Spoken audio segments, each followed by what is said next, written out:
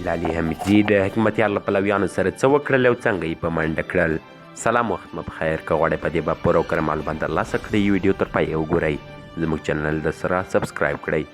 د افغانستان د ملي متحد فکر ګوند لخوا نن ورځ کابل کې د افغانستان د پخواني ولسمشر ډاکټر نجیب الله د مړینې 24 تلین ونمانځل شو.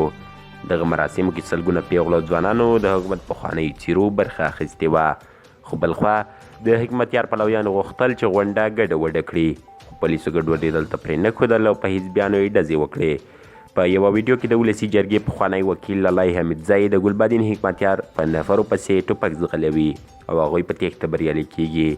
زړور او مېړني لالي حمیدزي د حکمتیار کسانو ډزې وکړې او ښه زړه یې پرې یخ کړ.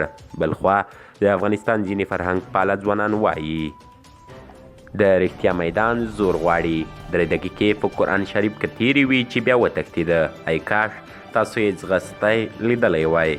ګرد عمر به مو په مثال کې یادولی. په کلونه او لرګي یې په میدان پاتې شوه. ښاغلي حمیدزي لالي هم ښه زړه پرې یخ کړ، تر ډېره ټوپک پسې وځغلوی او درنې ضربې پرې ووهلې. د ورخطا یې د کور خراب شي. د ظالم زمر د نورو په کورونو ننوتل او د ښځو سره پټ شول. موږ بیخي تر ډېره پسې ورغلو چې 2 نفره یې ونیول. زموږ د ملګرو لخوا لومړی سخت ووهل شول، بالاخره پولیسو لاسونه ور وتړل او د موټرو په ټیږیو کې تخته کړه.